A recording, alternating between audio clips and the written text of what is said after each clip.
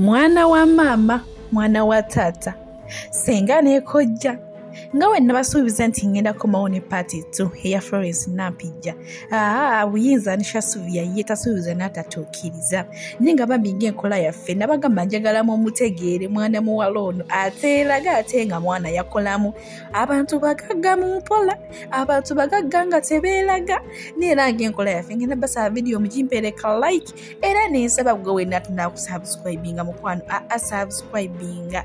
Era sigenda koma kwebaza gwe wenna subscribinga nti mukwano okola kyawe timukwano okola kyamaanyi nenga munzikiriza era nziremu mu basoosotere buto. Munaye mwana muwala Florence Nampijja yewe yamala okusoma ng'avudde ku Brain Media Institute. Munange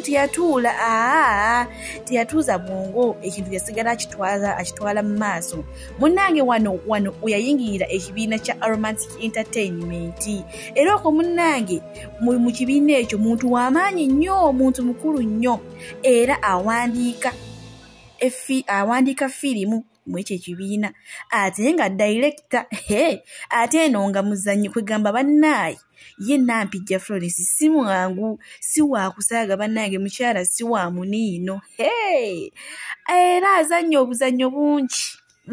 Mwana muwala Florence Nampijja alabikiddwako mu firimu nnyingi omuli Nawolovu, Najjanaani, Ennyonta, Akali Amaggwa. Ate Akali Amaggwa kukamutunda nnyo kuba ali akolanga house gaali ewaka. Kyokka ate gye byafundikira nga akwanye nnyinimu okuli Best Friend, Bantenda, Climax, kwegamba bannaaye okuli Akakwakkirizo. Wamma ye muntu wabya mizannyo ddala, tabyesibaamu wabula kintu ye akitegeerera ddala. Era mu kaseera kano nzikiriza nkulage ku by'obugagga bwe. Munnange ono alina botiiki bagiyita Florence Boutique esangibwawo e Mengo.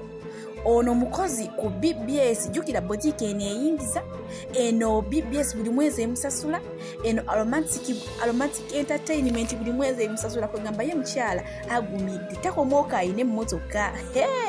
Eno emmotoka munnaye yo musajja ddala, Kawundo Harrier new model eri ku B. Munnaye mukyala yeevuga, sijja kugamba nti munnaye bamuvuga oba alinda butakisi buboda. Mukyala ye agumidde ddala, nakugambye ngenda mukusosootolera buli kamu nino. Takoma kubambwa alina botiiki oba alina emmotoka oba muzannyi wa firimu.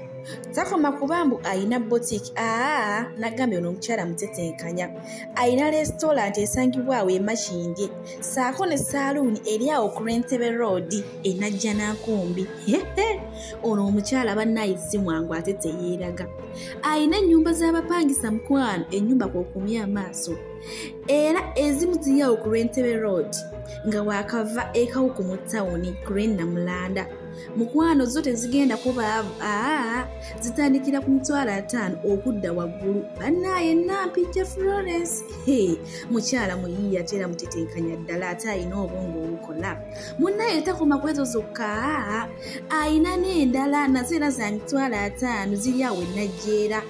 Okitegeera, era nazo zitandikira ku $5,000 okudda waggulu. Munnaye ono omukyala mutetenkanya nnyo ddala. Takoma okwo ye nga ye alina ennyumba, mukwano ennyumba kw'okumya amaaso, naye ng'ennyumba yagikola ku maanyi ge. Ennyumba nga yagikola ku kutetenkanya kwe ng'omukyala. Ennyumba enyirira, ennyumba mukwano ya floor 2, naye w'obalaabalamu mu ssente eza Uganda yamalawo obukadde 250. Munnaye ennyumba eri wagazi nnyo kuba obuwanvu oba obugazi eri 100 ku 100 ennyumba kwetudde.